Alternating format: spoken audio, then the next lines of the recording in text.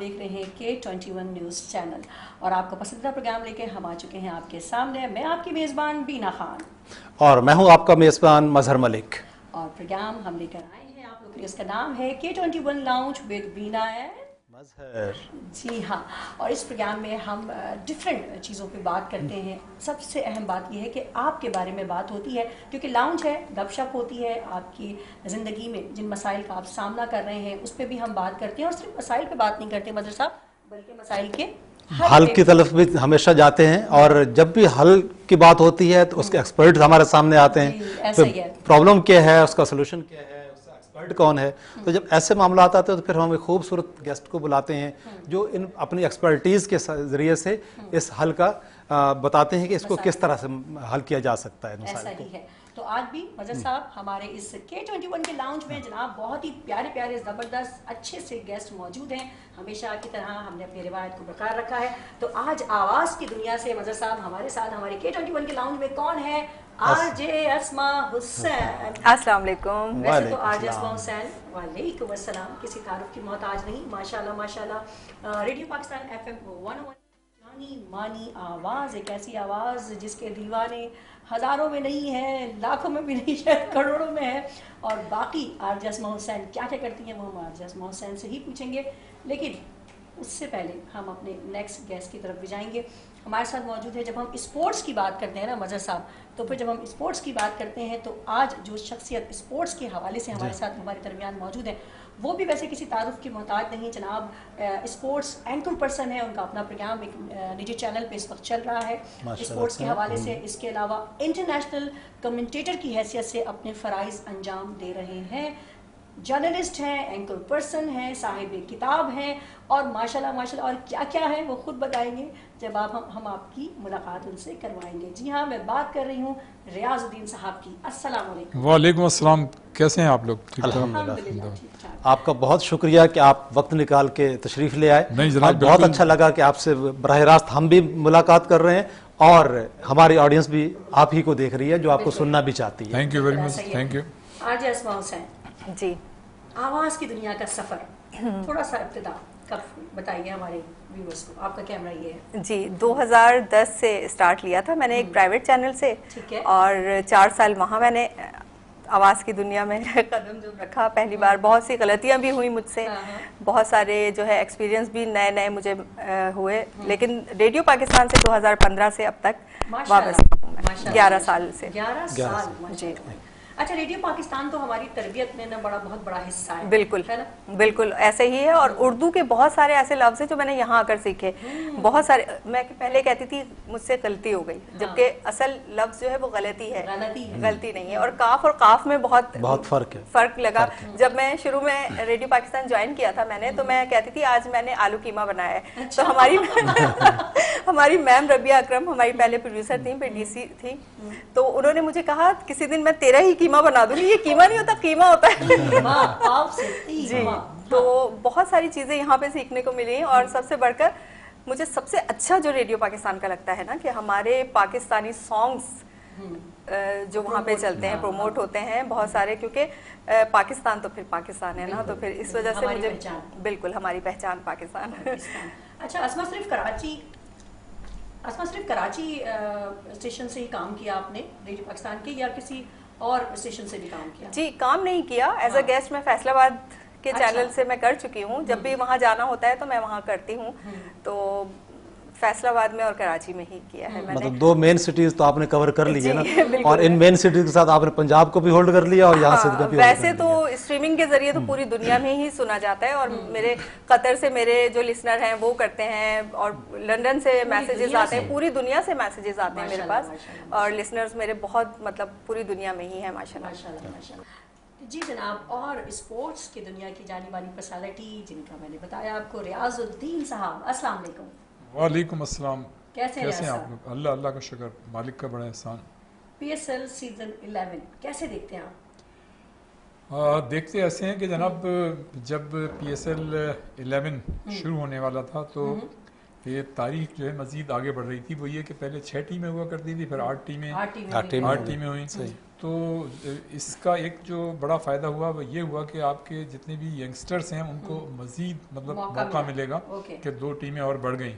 اور اس سے پہلے بھی جب 6 ٹیمیں تھیں، اس سے قبل 5 ٹیمیں تھیں، تو یہ ایک بڑی اچھی مطلب اور دنیا میں سمجھتا ہوں کہ کرکٹ میں یہ ایک بڑا برانڈ بن کے صورت سامنے آیا ہے، اور اس کے سافٹ امیج نے دنیا بھر میں پاکستان کے وقار میں اضافہ کیا ہے. لیکن جناب جب یہ شروع ہو رہا تھا تو ہم بڑے خوش تھے، یہ ساری چیزیں تھیں پلس پوائنٹ سے. لیکن آپ یہ دیکھیں کہ اس کے ابتدائی میں جو یکے بعد دیگرے واقعات ہوئے، نسیم شاہ کا واقعہ ہوا، پھر اس کے بعد فخر زمان کا ہوا، پھر سکندر رضا اور شاہین شاہ آفریدی کا واقعہ ہوا، تو اس پہ مطلب یہی کہا جا سکتا ہے کہ کھلاڑیوں کو اپنے ڈومین میں رہنا چاہیے، اور کوڈ آف کنڈکٹ کا جو ہے وہ خیال رکھنا چاہیے، اور اپنی پرفارمنس پہ کنسنٹریٹ اور فوکس کرنا چاہیے. اب رہ گئی بات دوسری کہ ان کو کتنی سزا ملی یا مطلب کتنا جرمانہ ہوا، تو اس پہ تو آپ بات کر سکتے ہیں کہ ہاں جی کسی کو کم مطلب ہے کہ سزا زیادہ مل گئی. اچھا پھر ایک چیز اور رہی کہ نواز کو آپ نے دیکھا کہ نواز کا ڈوپ ٹیسٹ جو لاسٹ T20 ورلڈ کپ ہوا تھا اس میں جو رینڈم مطلب پلیئرز کے لیتے ہیں تو ان کا بھی ٹیسٹ لیا تھا، وہ جناب پازیٹیو آ گیا ہے. اور اب جو ہے ICC جو ہے اس پورے معاملے کو دیکھے گا، اور اس کے ساتھ ساتھ اب دیکھنا ہی ہوگا کہ یہ واڈا کے تحت مطلب جو تحقیقاتی ایجنسی ہے وہ اس میں تحقیقات کرے گی، اور پھر اس کے بعد اس چیز کا تعین ہوگا کہ ان کو کتنی سزا ملنی چاہیے، آیا وہ قصوروار ہیں بھی یا نہیں ہیں. تو ایک تو یہ چیز ہو گئی. پھر یہ کہ آپ نے دیکھا کہ فہیم اشرف اور عامر کے درمیان جو ہے وہ باقاعدہ تلخ جملوں کا تبادلہ ہوا. عامر نے ان کو آؤٹ کیا، اور فہیم اشرف جب جا رہے تھے تو انہوں نے کوئی کمنٹس کیے عامر نے، جس کے بعد دونوں کھلاڑی کم از کم ایسی سچویشن ہو گئی تھی کہ شاید وہ ایک دوسرے سے الجھ جائیں، لیکن پھر بیچ میں کھلاڑی آئے اور ان کو جو ہے انہوں نے الگ الگ کیا. تو میں یہ سمجھتا ہوں کہ یہ ایسی چیزیں دیکھیں، کھلاڑی جو ہوتے ہیں رول ماڈل ہوتے ہیں. اگر وہ مطلب ٹی وی پہ آپ دیکھیں لوگ فیملی کے ساتھ میچز دیکھ رہے ہوتے ہیں، اور جب آپ اس طرح کی حرکت کریں گے تو آپ خاص طور سے نوجوانوں کو کیا میسج دے رہے ہیں جنہوں نے آگے اس ملک کی خدمت کرنی ہے، اپنا ٹائم اس میں نکالنا ہے. تو مطلب یہ اس PSL کے حوالے سے 11th ایڈیشن کے حوالے سے مطلب ایسی چیزیں تھیں جو میں یہ سمجھتا ہوں کہ اس کے جو ایک اس کو داغدار کر گئیں. اس میں تو کوئی شک نہیں، جو میں نے پہلے بات کہی کہ یہ ایک بڑا برانڈ بن کے مطلب سامنے آیا ہے، اور اس کے ظاہر وقار نے بڑا اضافہ کیا، ایک سافٹ امیج دنیا بھر میں اس کے ذریعے گیا. تو یہ ساری چیزیں پازیٹیو ہیں. اور ایک جو سب سے اچھی بات ہوئی وہ یہ ہوئی کہ جناب ہمارے بابر اعظم، جو آپ نے دیکھا کہ حالیہ سالوں یا حالیہ مہینوں میں ان کی پرفارمنس جو تھی وہ آ نہیں رہی تھی، لیکن بڑا اچھا ہوا کہ وہ اب ایسا لگتا ہے کہ ان کی روٹھی فارم جو ہے وہ واپس آ گئی ہے. نہ صرف انہوں نے 100 بنائے بلکہ سیکنڈ ہائیسٹ رن اسکورر رہے، اور کسل مینڈس جو ہے نمبر 1 ہے، اسی طرح فخر زمان ہے یا اپنے صاحبزادہ فرحان ہیں وہ ہیں.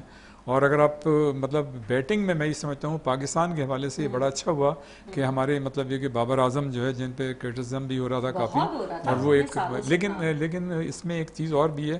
ویسے تو دیکھیں بالنگ میں اپنے سفیان مقیم ہیں، ان کی بڑی اچھی، شاہین شاہ آفریدی، حسن علی یہ اچھے رہے، اور بھی ہمارے 1-2 کھلاڑی ہیں جنہوں نے بڑی اچھی پرفارمنس دی ہیں. لیکن ہوتا یہ ہے، ہم نے ہمیشہ یہ دیکھا کہ جب آپ انٹرنیشنل کرکٹ میں جاتے ہیں، ہمارے وہ پلیئرز جو ڈومیسٹک یا مطلب PSL وغیرہ میں اچھی پرفارمنس دیتے ہیں، آؤٹ اسٹینڈنگ پرفارمنس دیتے ہیں، لیکن جب انٹرنیشنلی جاتے ہیں تو وہ اس پرفارمنس کا مظاہرہ نہیں کر پاتے جو ان سے ایکسپیکٹ کیا جاتا ہے. تو ہمیں یہ دیکھنا ہوگا کہ کیا ہمارا مطلب اسٹینڈرڈ اتنا کم ہے ڈومیسٹک کرکٹ کا، یا انٹرنیشنل کرکٹ جو ہو رہی ہوتی ہے ہمارے پلیئر جو ہے اس سے مطلب اس کو مطلب وہاں کیوں اچھی پرفارمنس پیش نہیں کر پاتے. کیا ٹھیک ہے مطلب یہ کہ جو کنڈیشنز کا فرق آ جاتا ہے تو وہ تو ہوتا ہے، لیکن اس کے ساتھ ساتھ یہ مطلب چیز دیکھنے میں آئی ہے کہ جو پاکستانی پلیئرز ہیں ان کا مینٹل ٹفنس لیول یا مینٹل اسٹرینتھ جو ہے وہ نہیں ہوتی جو انٹرنیشنل معیار میں اس وقت ضرورت ہے. تو میں یہ سمجھتا ہوں کہ چاہے وہ PCB ہے یا اور بھی جو مطلب ہیں، ان کو یہ دیکھنا چاہیے کہ ہمارے پلیئرز جو آؤٹ اسٹینڈنگ پرفارمنس دیتے ہیں ڈومیسٹک کرکٹ میں، وہ انٹرنیشنل کرکٹ میں کیوں پرفارمنس نہیں دیتے. بابر اعظم کے بھی متعلق یہی کہا جاتا ہے، یا اور بھی پلیئرز کے متعلق کہا جاتا ہے کہ جی یہاں تو پرفارمنس اگر دے دیتے ہیں، لیکن انٹرنیشنلی آپ دیکھیں حالیہ ورلڈ کپ میں ہمارے پلیئرز کی پرفارمنس کیا رہی ہے. اچھا ریاض صاحب، آپ پرفارمنس کی جب بات کر رہے ہیں تو میں یہاں پہ قائداعظم ٹرافی کا ضرور ذکر کرنا چاہوں گی، کیونکہ ایک زمانہ تھا قائداعظم ٹرافی جو ہے اس کا ایک وقار، ایک معیار تھا. اب تو لوگ اکثر یہ بھی سمجھنے لگے ہیں کہ شاید قائداعظم ٹرافی کا وجود ہی نہیں ہے، کیونکہ پہلے قائداعظم ٹرافی سے کتنے ہمارے پاس پلیئر آئے ہیں، جی بالکل لیے گئے. دیکھیں پہلے پریزیڈنٹ کپ ہوتا تھا اور یہ قائد اعظم ٹرافی ہوتی تھی، تو رونا تو اسی چیز کا ہے کہ جو مطلب ڈومیسٹک کرکٹ ہے اس پہ ہم اتنا کنسنٹریٹ اور فوکس نہیں کر پاتے جو کہ دنیا بھر کی کرکٹ میں ہوتا ہے. دیکھیں جب آپ مطلب اصل میں T20 نے نو ڈاؤٹ کہ اس سے شائقین کو بڑا محظوظ ہوتے ہیں شائقین، اور یہ ایک ایسا فارمیٹ ہے، لیکن اس T20 کرکٹ نے جو اصل جو حسن ہے تو وہ تو ٹیسٹ کرکٹ ہے. اب ہمارے جو ہے مطلب بالر جو ہیں 4 اوور کے بالرز رہ گئے ہیں. پہلے ٹیسٹ کرکٹ میں آپ کو 10-10 15-15 اوورز کرانے پڑتے تھے. اب جو ہے جو نئے کھلاڑی آ رہے ہیں وہ اتنی فٹیگ مطلب یہ برداشت کرنے کی نہیں کرتے ہیں. مطلب انہوں نے ایک اسٹریٹجی بنا لی ہے T20 کرکٹ میں ہم نے فوکس کرنا ہے، لیکن میرے خیال سے پلیئرز وہ ہونے چاہیے جو پورے دن کھیلنے کے بیٹنگ کرنے کے عادی ہوں، یا پورے دن 15-15 20-20 اوورز کرا سکیں.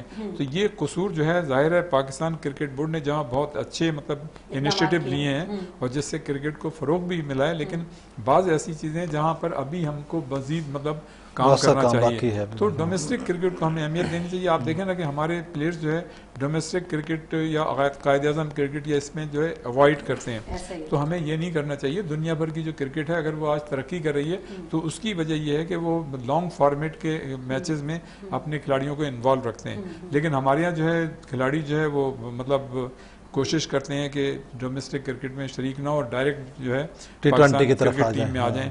اب جب سے یہ PSL شروع ہوئی ہے تو ہمارا سلیکشن کا معیار یہ ہو گیا ہے کہ جب جو PSL کی پرفارمنس ہوتی ہے اس کی بنیاد پہ ہمارے کھلاڑی ٹیم میں آ جاتے ہیں، اور ٹیم میں آ جاتے ہیں تو وہ پرفارمنس پہ پیش نہیں کر پاتے جو انٹرنیشنل ہمیں چاہیے ہوتی ہے. نہیں، اگر پرفارمنس کی اگر ہم بات کر رہے ہیں جیسے کہ، تو اس میں کوئی ایسا سسٹم بھی تو نہیں ہوتا کہ جو سفارش کی بنیاد پہ لوگ آ جاتے ہوں، اپنی پرفارمنس دے ہی نہ پاتے ہوں اور ہم اس کو سلیکٹ کر لیں؟ ایسا جی بالکل ایسا ہوتا ہے. ایسا مطلب نہ ہو تو دیکھیں دنیا کے ہر ملک میں ہوتی ہیں یہ چیزیں، لیکن بدقسمتی سے جہاں ہمارے یہاں بہت ساری چیزیں اچھی ہیں تو ہمارے یہاں یہ چیز جو ہے زیادہ ہے.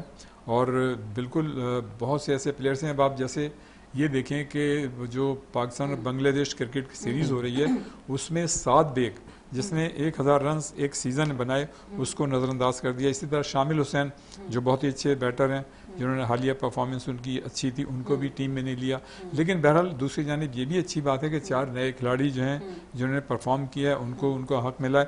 لیکن یہ بات تو طے ہے کہ جن کھلاڑیوں کی کوئی سے نہیں ہوتی، جن کا بیک مطلب مضبوط نہیں ہوتی، اور مطلب یہ کہ گو کہ ان کی پرفارمنس اچھی ہو لیکن وہ پھر اگنور کر دیے جاتے ہیں.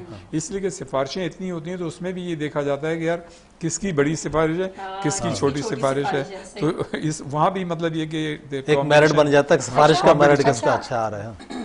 جی ہاں لابیز بالکل لابیز تو مطلب یہ ہے یہ لابیز حقیقت ہے لابیز ہوتی ہیں. جی ہوتی نہیں ہیں لابیز ابھی بھی ہیں، ایسا نہیں ہے ہیں. حالانکہ لابی سسٹم ختم ہونا چاہیے. آپ کیا کہتے ہیں؟ دیکھیں بالکل ختم ہونا چاہیے. ہماری جو پاکستان کی ٹیم کی پرفارمنس انٹرنیشنلی اگر خراب ہے تو اس کی ایک بنیادی وجہ یہ بھی ہے ابھی بھی اس ٹیم میں بھی مطلب ایسی آپ کہہ لیں گروپ بنے ہوئے ہیں جو نہیں چاہتے کہ وہ پلیئر جو ہیں باہر جائیں، جو تجربہ کار پلیئر ہیں جن کا میں سمجھتا ہوں ان کی کرکٹ ختم ہو گئی ہے.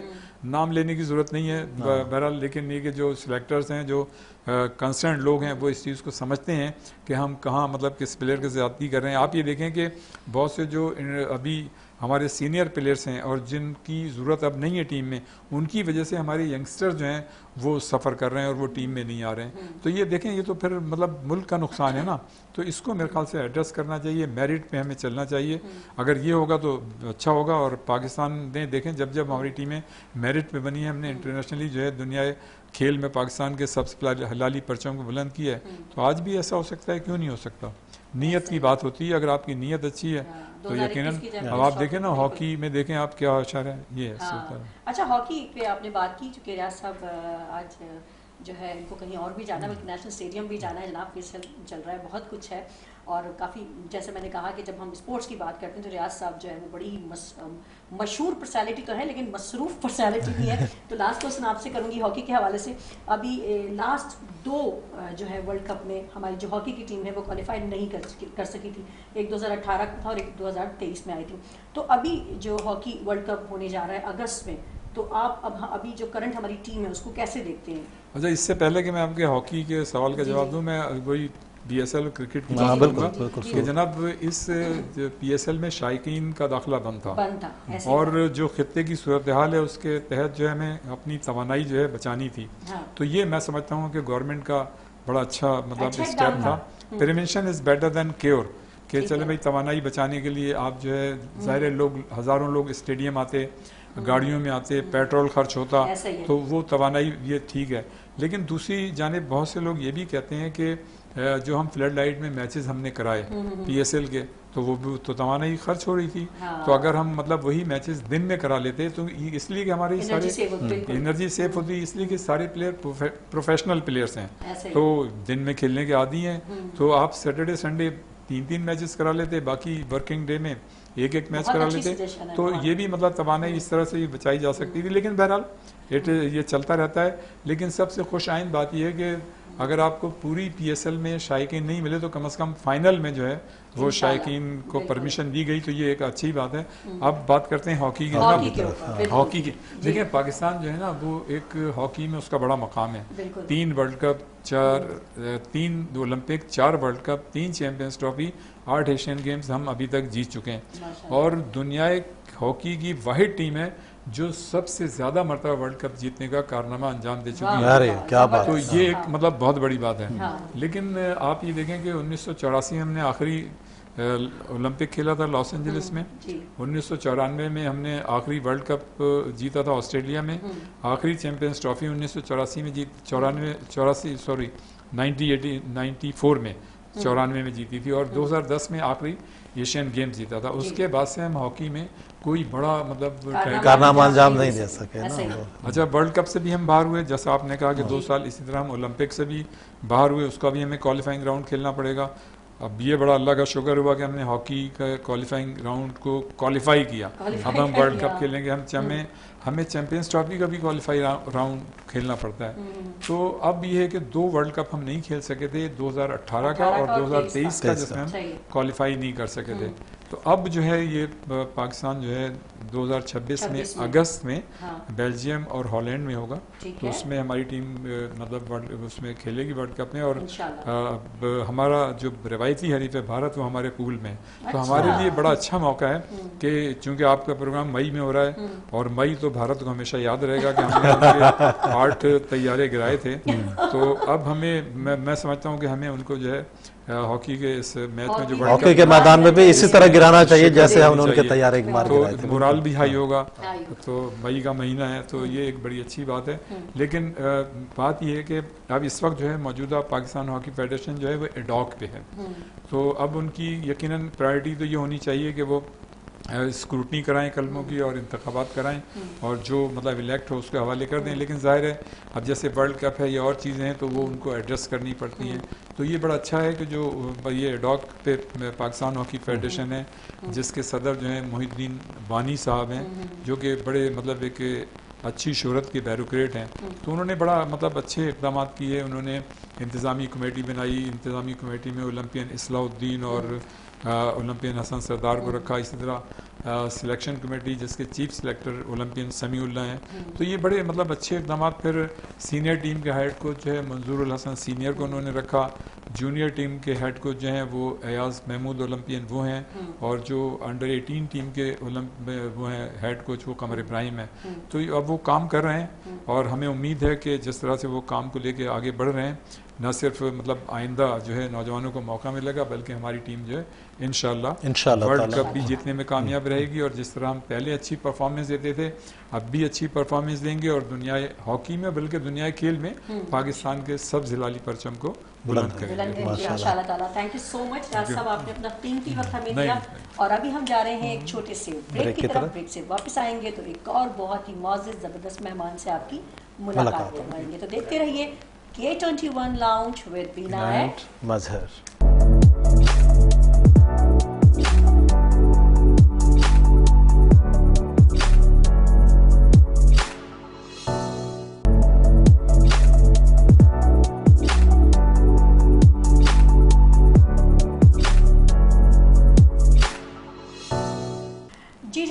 Welcome back. एक बार फिर आपको खुशामदीद कहते हैं programme K21 lounge with Bina and मजहर साहब की आवाज़ आई डोंट नो आज آج کچھ الحمدللہ طبیعت بالکل ٹھیک ہے, بس کچھ ہو جاتا ہے کبھی کبھار تو کچھ فیل ہوتا ہے.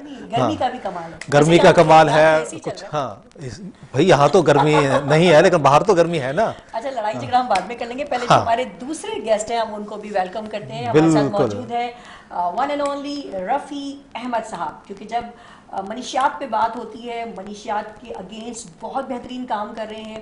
منشیات جو اس وقت پاکستان کے بہت سارے مسائل میں سے ایک بہت بڑا مسئلہ بن چکا ہے, کیونکہ اسکول ہیں, کالج ہیں, یونیورسٹی ہے, کوئی جگہ ایسی نہیں جو ڈرگس سے بچی نہ ہو. لیکن ظاہر ہے منشیات سے ہمیں اپنے معاشرے کو پاک کرنا ہے, اور اس سلسلے میں رفیع احمد صاحب کی بیش بہا خدمات ہیں. السلام علیکم. جی وعلیکم السلام. کیسے ہیں رفیع صاحب؟ الحمدللہ, اللہ کا شکر ہے. آپ لوگ بتائیے. اللہ کا شکر الحمدللہ. ماشاءاللہ آپ کا کام ہم دیکھ رہے ہیں, اور صرف دیکھ نہیں رہے, ہم آپ کے کام کو مانتے بھی ہیں اور سراہتے بھی ہیں ماشاءاللہ کہ کیا اچھا پرفارم کر رہے ہیں آپ. ہر کالج میں, ہر یونیورسٹیز میں جانا, اور پھر آپ کے وہ سوشل میڈیا میں بتا رہا ہوتا ہے کہ آپ کیا کیا کر رہے ہیں. آپ اپنی جو فانوس لے کے چل رہے ہیں, تو اس کا پرپز کیا ہے مین؟ ایک تو اینٹی نارکوٹکس ہے کہ اس کو آپ نے ڈرگس کو اگینسٹ چلنا ہے, اور جو آج چل رہا ہے ان کالجز اور یونیورسٹیز میں, جیسے بینا خان آپ نے فرمایا بھی کہ وہ کیا سچویشن ہے کہ یہ کیوں انرول ہوتی جا رہی ہے یہ چیز ہماری باڈیز میں. اویئرنیس بڑھ رہی ہے, لیکن منشیات کا جو پھیلاؤ ہے وہ رک نہیں رہا. جی بہت شکریہ. پہلے تو آپ لوگوں کا, بینا صاحبہ کا, مظہر ملک صاحب کا, اور K21 نیوز کا, کہ انہوں نے اس حساس موضوع پہ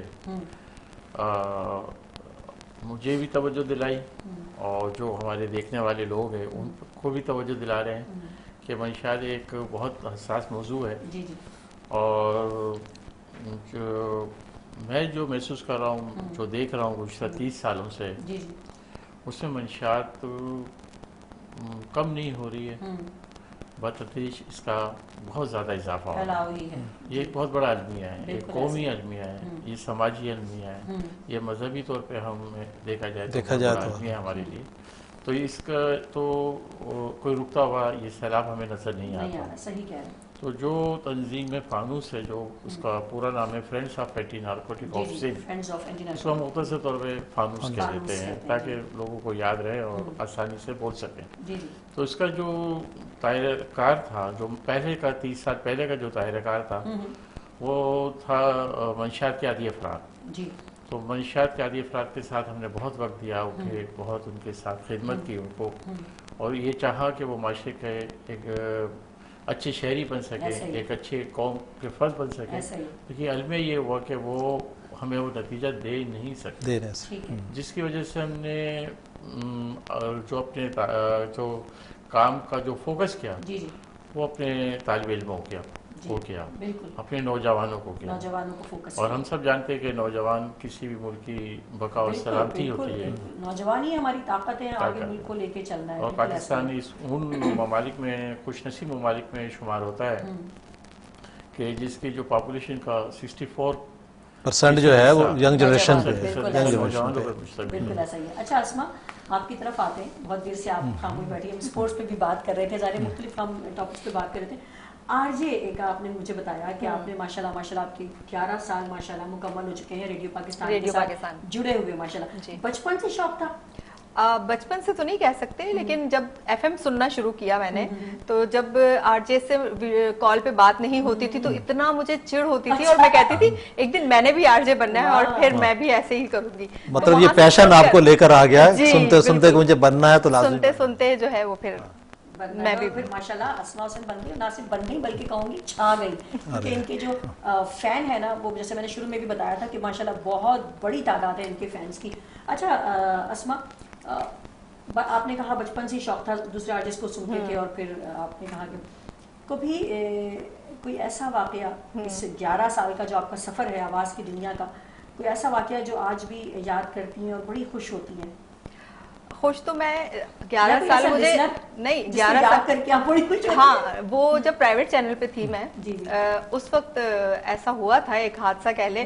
وہ تو شروع کے دن تھے, تو وہاں نا مجھے ایک دم سے کسی نے لائیو کال پہ اور ایک دم جیسے پیار کا اظہار کرنا वो हो गया और मैं एकदम शॉक, मैं बिल्कुल चुप। अब जो प्रोड्यूसर थी वहाँ की जरमीना, वो एकदम उन्होंने वो थी तो संभाल लिया, वरना पता नहीं क्या संभालना पाती हैं आप भी। आहिस्ता जी जी, और फिर आहिस्ता आहिस्ता खुद भी अब आ गया कि किस तरह हमने उसको मैनेज करना है और क्या करना है। तो बस वो वाकई आज भी याद करती हूँ ना तो बहुत हंसी आती है कि लोग ऐसे भी लिसनर्स मतलब ऐसे भी होते हैं कि आवाज के मतलब, क्योंकि देखा तो नहीं होता। अब तो बस मीडिया का दौर है, सोशल मीडिया का, तो लाइव भी आ रहे होते हैं, सब देख रहे होते हैं। लेकिन उस वक्त जब मैं 2010 की 11 की बात कर रही हूँ तो प्राइवेट चैनल पे उस वक्त नहीं था, सिर्फ आवाज सुनाई देती थी। जबरदस्त हो गया। रफी साहब, आप अभी क्या समझते हैं कि कौन से हुकूमत को मजीद इक़दाम तो देखिए हो रहे हैं, आप भी माशाल्लाह काम कर रहे हैं और बहुत सारी NGOs हैं जो काम कर रही हैं इसको लेके, मुनीशात की रोकथाम, उसके फैलाव को रोकने के लिए बहुत सारे लोग स्ट्रगल कर रहे हैं, मगर आप क्या समझते हैं कि कोशिश तो हो रही है, सभी काम कर रहे हैं, कमी कहाँ है जो जिसकी वजह से ये फैलाव रुक नहीं रहा, उस कमी को आप ज़रूर पॉइंट आउट कीजिए। उसको समझना इतना मुश्किल नहीं है, ठीक है, और सबसे ज़्यादा इसको रोकने की जो जिम्मेदारी है ना वो हुकूमत की होती है। ठीक है, सही। और हुकूमत के ताबे होती है लॉ इन्फोर्समेंट की एजेंसियाँ। ठीक है, ये 100% उनकी जिम्मेदारी है कि उसको वो रोके।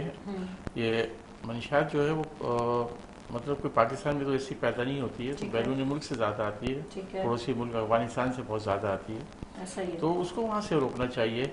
अगर आपने वहाँ पे इसको एक ताकत से और एक मुनज़्ज़म और मजबूत निज़ाम से इसको अगर रोक लिया तो बहुत फ़र्क पड़ेगा।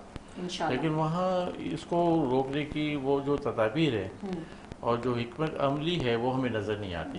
यानी आप कह रहे हैं कि जहाँ से सबको पता है, यानी आप ये कहना चाह रहे हैं कि सभी को पता है कि बॉर्डर से आ रही है, आ कहाँ से रही है, लेकिन वहाँ पे कुछ ऐसी वीकनेसेस हैं, ऐसी कमजोरियां हैं जिसकी वजह से रुक नहीं रहा मामला, और जब तक मामला नहीं रुकेगा फैलाव नहीं रुकेगा, है ना?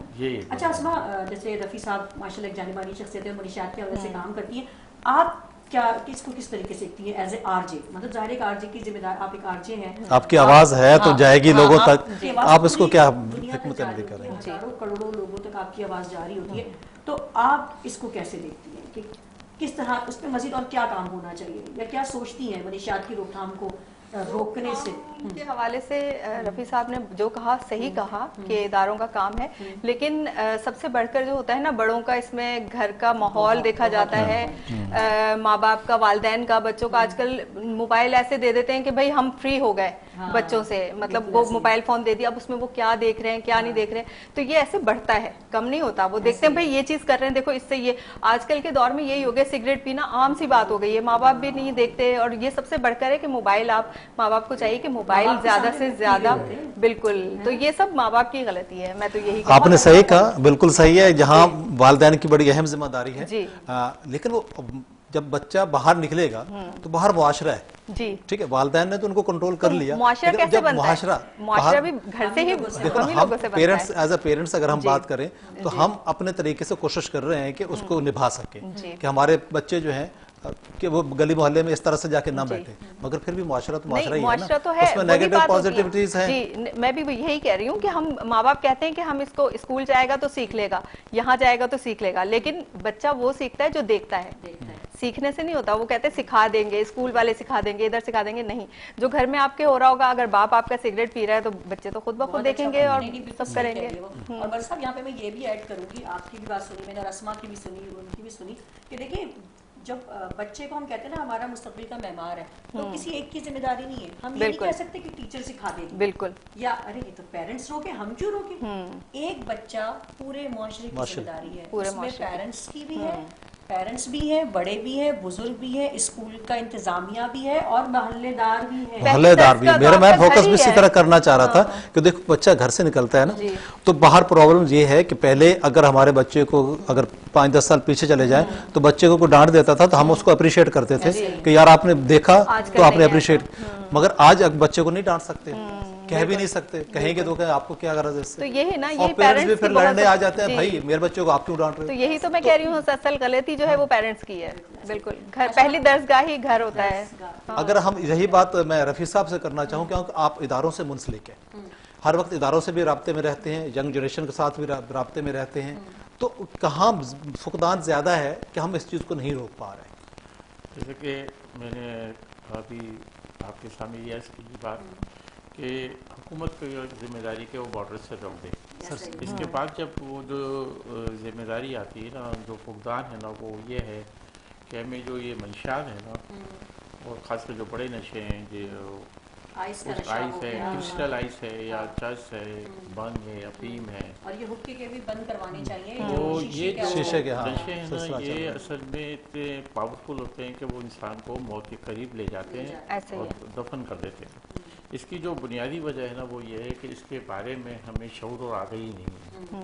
اور چاہے وہ کتنے ہی پڑھا لکھا ہو فرد, اس کا اگر اس کے بارے میں پوچھا جائے کہ اس کے منشیات کے کیا نقصانات ہیں, لوگ کیوں پیتے ہیں, کس وجہ سے اس طرح واقع ہو جاتے ہیں, تو وہ آپ کو اتنا زیادہ مطمئن جواب بھی دیتے ہیں. تو اس پہلے تو یہ ہے کہ والدین, اساتذہ, سماج کے اچھے لوگ, میڈیا کے لوگ اس پہ غور کریں کہ یہ جو ہے یہ ہے کیا چیز, اور اس کے بارے میں اچھی آگہی ہم جب حاصل کر لیں گے تو ہم اپنے بچوں کو بھی آگہی دے سکیں گے. ہمیں آگہی نہیں ہے, ہمیں یہ بھی نہیں معلوم کہ ہم بچے کو یہ بتا دیں مثلاً کہ اگر جو یہ ہیروئن نامی نشہ ہے, کرسٹل آئس ہے, یہ جو ویپ ہے, یا اور بھی بہت سارے نشے ہمارے معاشرے میں ہیں, چرس ہے, اس کے اگر ہم صحیح معنوں میں صحیح نقصانات بتا دیں اور اس کا بتا دیں کہ اس کا کوئی علاج بھی نہیں ہے, اور اس کا علاج کیا ہے, صرف ایک موت کی طرف ہی ہم جاتے ہیں, تو بچوں کو جب پوری آپ ایک بتا دیں گے, نوجوان نسل کو بتا دیں گے, تو وہ ضرور بچیں گے. اگر آج جو بچے بچے ہوئے ہیں, اگر ہم اور آپ بچے ہوئے ہیں اس منشیات سے, تو اس کی جو بنیادی وجہ ہے وہ ہمیں اس کے بارے میں آگاہی ہے, ہمیں اس کے بارے میں علم ہے. تو بنیادی جو چیز ہے نا, وہ میں نے جو محسوس کی ہے نا, وہ لوگوں کو اس کے بارے میں علم نہیں ہے کہ یہ کیا چیز ہے, یہ کتنی بری چیز ہے, شعور اور زیادہ ہر پلیٹ فارم پہ اس کا شعور دینا چاہیے. تو ایک ہم نے پرائمری سیکشن تک میں جاتا ہوں, اور ادھر چھوٹے بچے بہت اچھے سوالات کرتے ہیں, پرائمری سیکشن کے بچے, سیکنڈری, یونیورسٹی, کالج, تو ان کے جو ذہن میں سوالات ہیں نا, وہ بے تحاشا ہوتے ہیں. تو ان کے جب تک آپ مطمئن جواب نہیں دیں گے تو آپ کو اس کا حاصل نہیں ہوگا. بہت شکریہ, بہت بہت شکریہ رفیع صاحب آپ کا. اور آپ نے جو ہے وقت کم تھا, ہم اتنا زیادہ تو نہیں بات کر سکے, لیکن ظاہر ہے ماشاء اللہ اگلے پروگرام میں پھر آپ لوگوں کے ساتھ ہماری یہاں پہ بیٹھک ہوگی, سٹنگ ہوگی انشاءاللہ, اور ہم پھر اس پہ جو ہے مزید بات کریں گے. آج اسماء حسین, لاسٹ میں کیا کہنا چاہتی ہیں آنے والے نئے وہ بچے جو آر جے بننا چاہتے ہیں؟ بس آر جے بننے کا اتنا مشکل نہیں ہے, آپ کو بولنا آنا چاہیے. جو بھی موضوع آپ کا مطلب آپ کو دیا جائے, جیسے ہمارا آڈیشن ہوا تھا تو ہمیں 1 منٹ کے لیے کہا تھا کچھ بھی بول دیں آپ, تو آپ کی بولنے کی سپیڈ زیادہ ہونی چاہیے. جو باتونی لوگ ہوتے ہیں ان کے لیے سب سے اچھا پلیٹ فارم ہے کہ آر جے. نالج ہونی چاہیے, آپ کی آواز جو ہے وہ ایسی ہو کہ آپ سننے والے کے کانوں میں, کہتے ہیں نا, ہاں بالکل. تو بس یہی چیزیں ہونی چاہیے. میرے خیال سے میں تھوڑا سا اگر چاہو تو میں ایڈ کر دوں اس میں. آپ نے 2 چیزیں بتائیں, تیسری چیز میں ایڈ کرنا چاہوں گا کہ آپ کے پاس الفاظ, ذخیرہ کا الفاظ ہونا چاہیے, اور اس کے ساتھ ساتھ آپ کو کانفیڈنس لیول اتنا ہو, تلفظ کی ادائیگی وہ ہو کہ آپ سامنے والے کو اپنی بات پہنچا سکیں. اور جبکہ آر جیز جو ہوتے ہیں وہ ریڈیو پہ, مطلب آپ اسٹوڈیو میں اکیلے بیٹھے ہوتے ہیں تو اس پہ آپ بول رہے ہوتے ہیں. میں نے تو ایسے دیکھے ٹی وی, بڑے بڑے ٹی وی فنکار میرے پاس آتے ہیں شوز میں, اور وہ گھبرا رہے ہوتے ہیں مائک پہ بات کر کے. تو میں نے یہی کہا, میں نے کہا آپ لوگ اتنے کیمرہ مین, اتنا سب کچھ ہوتا ہے, اس کے باوجود آپ اکیلے یہاں, میں ہوں ایک آر جے اور ایک مہمان ہے, اور وہ گھبرا رہے ہوتے ہیں مائک پہ بیٹھنے سے. اور بہت زیادہ اس طرح بہت ضروری ہے. کانفیڈنس کے ساتھ ساتھ اگر آپ کے پاس اچھی تعلیم, اچھا بیک گراؤنڈ, آپ کے پاس الفاظ کا ذخیرہ اچھا ہے, معلومات ڈھیر ساری ہونی چاہیے. اگر آپ ایک اچھے آر جے بننا چاہتے ہیں تو آپ بھی آر جے بن سکتے ہیں. وقت کم تھا, اس کے لیے ہمارے مہمانوں سے معذرت, لیکن انشاءاللہ ہمارے بہت اچھے مہمان آج کے پروگرام میں موجود تھے. میں بہت شکریہ کرنا چاہوں گی جناب رفیع صاحب, آپ کی آمد کا بہت شکریہ. آر جے اسماء حسین, آپ کا بہت بہت شکریہ کہ آپ نے ہمیں وقت دیا. Thank you so much. Next program میں انشاءاللہ ضرور دوبارہ آپ لوگ کے ساتھ بیٹھک ہوگی. ہاں بالکل اسی طرح سے جیسے ہم اپنے پیشن کو لے کر چلتے ہیں, اپنے جذبے کے لے کر چلتے ہیں, اسی طرح اگر ہم کسی بھی فیلڈ کا چناؤ کر لیں, سب سے پہلے جو مین کریئر ہوتا ہے نا, ہمیں بڑی عمر تک آ جاتے ہیں لیکن یہ کنفرم نہیں ہوتا کہ ہمیں کرنا کیا ہے. تو سب سے پہلے اپنی فیلڈ سلیکشن کریں, اس پہ پیشنیٹ ہو کے آئیں, اور اس میں وہ پرفارم کریں جو آپ کرنا چاہتے ہیں. اور یہاں پہ لیں ہم اجازت, لیکن اجازت لینے سے پہلے میں بتانا چاہوں گی کہ ہمارے پروگرام کو اسپانسر کیا ایٹم بلڈرز اینڈ ڈیولپرز نے.